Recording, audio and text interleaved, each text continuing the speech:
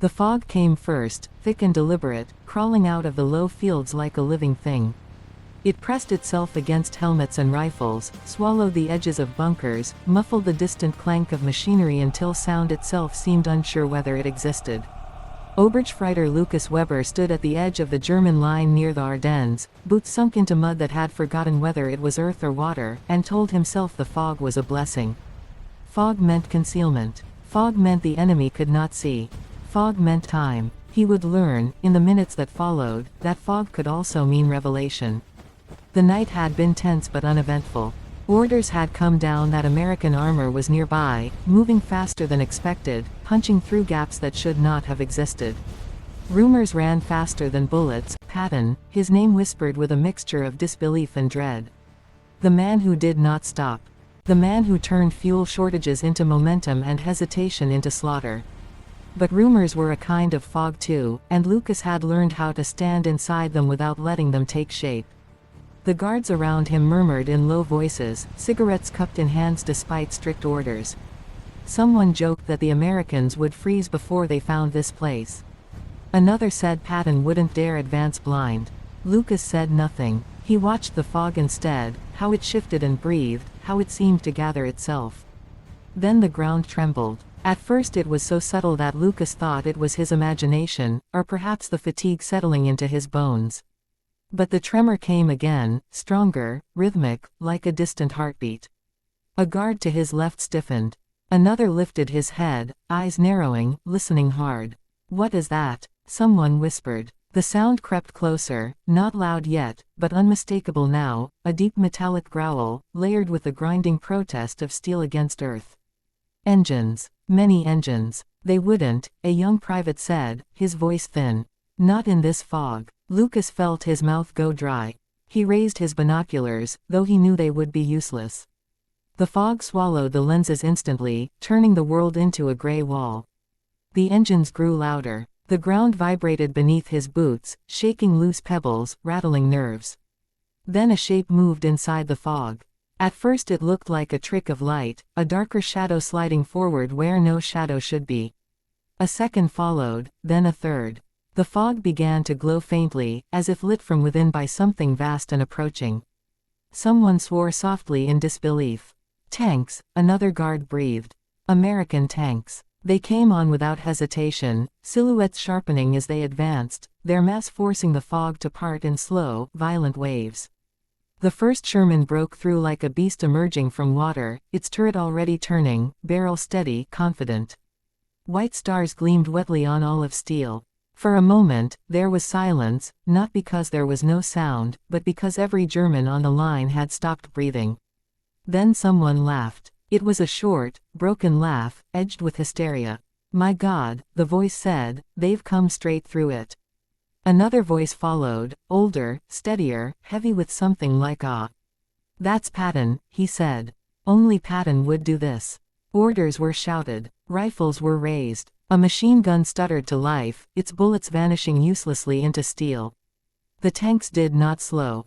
They rolled forward with the certainty of something that had already decided the outcome. Their radios crackled inside the fog, unseen Americans coordinating calmly, as if this were an exercise, not an attack into the unknown. Lucas heard one of the guards near the bunker say, "He's mad."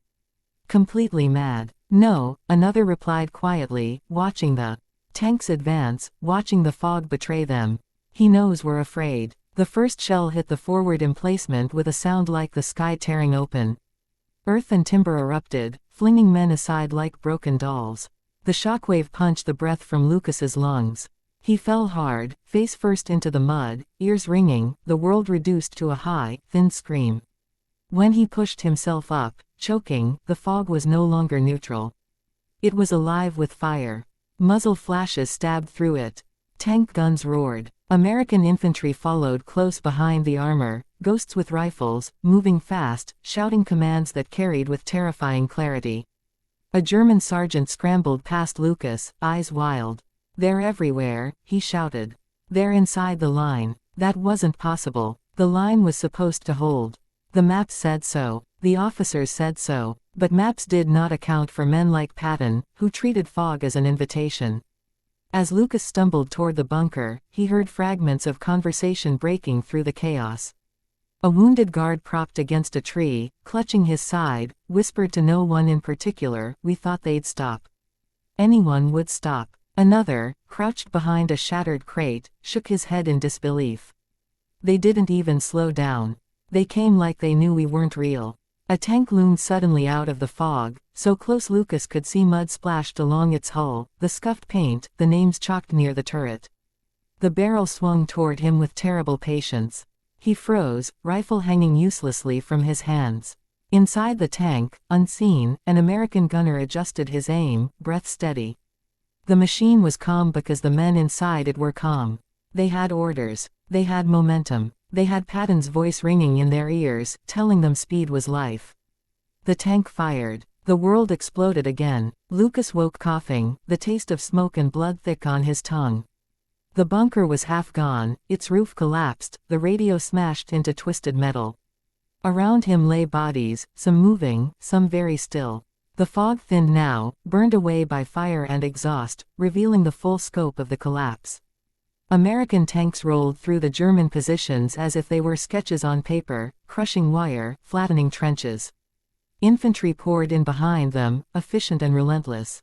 The German line was no longer a line but a scattering of isolated men, each one suddenly alone. He heard a group of guards surrendering nearby, hands raised, voices shaking. One of them said, almost pleading, "We didn't know he would come like this." An American soldier replied, not unkindly, "He always does." Lucas pushed himself to his knees. His rifle was gone. His helmet lay cracked beside him.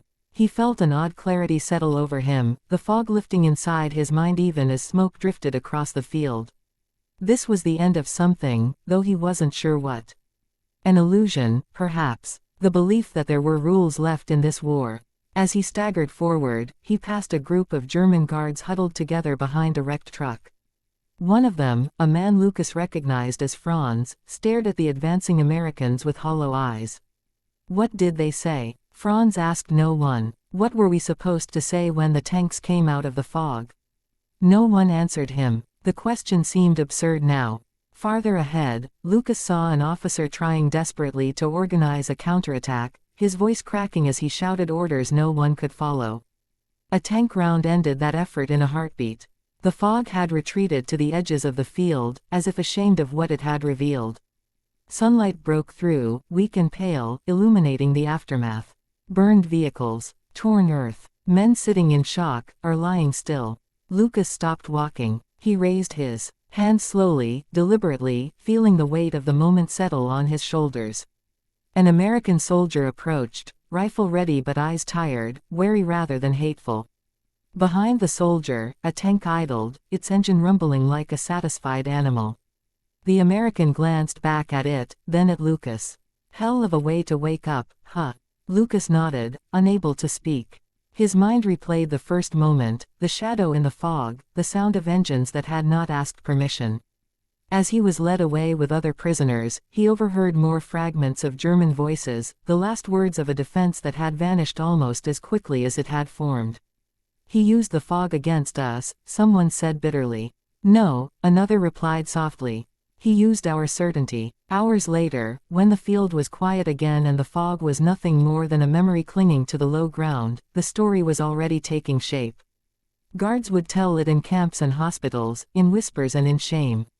They would say the fog hid the Americans until it was too late. They would say the tanks appeared out of nowhere. But Lucas would remember the truth more clearly. The fog did not hide Patton's tanks. It announced them. And when they came, unstoppable and unafraid, everything the German guards thought solid, plans, defenses, confidence, collapsed in the space between one heartbeat and the next.